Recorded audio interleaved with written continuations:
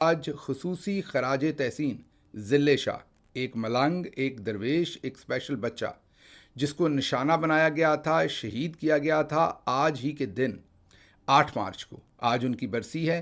وہ عاصم منیر اور ان کے ساتھیوں کے ظلم کا نشانہ بنے تھے۔ 9 مئی سے بہت پہلے یہ ظلم شروع کیا گیا تھا اور آج ہی کے دن انہیں شہید کیا گیا تھا۔ ان کے لیے اور ان کے خاندان کے لیے ہمارا خصوصی خراج تحسین۔ یہ ہمارے حافظ صاحب لمبی لمبی چھوڑتے ہیں، یہ کوئی پہلا موقع تو نہیں، لمبی لمبی چھوڑنے کی عادت ہے۔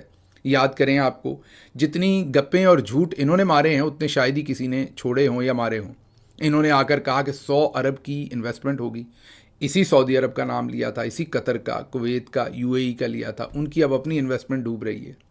پھر انہوں نے گرین انیشیٹو، پھر انہوں نے SIFC، کون سا جھوٹ انہوں نے نہیں بولا۔ انہوں نے کہا کہ 1 سال کے اندر اکانومی واپس ہو جائے گی۔ پھر انہوں نے کہا کہ سمگلنگ جو ہو رہی ہے بارڈر سے وہ ختم ہو جائے گی، وہ بڑھ گئی، بلکہ ان کے زمانے میں جو کرپشن ہے وہ ان کے زمانے میں بڑھ گئی۔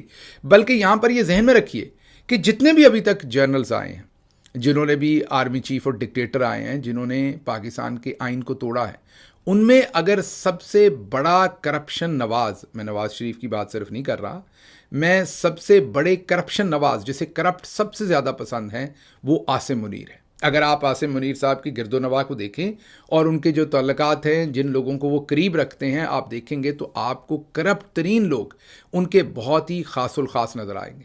تو ابھی تک جتنے بھی، یہ میں بڑے دعوے سے آپ کو کہتا ہوں، مشرف صاحب ہوں، ضیاء الحق ہوں، جتنے بھی ابھی تک ڈکٹیٹرز آئے ہیں یا ایون آرمی چیف آئے ہیں، سب سے زیادہ کرپشن کو جو ہیں وہ عاصم منیر پسند کرتے ہیں اور پروموٹ کرتے ہیں۔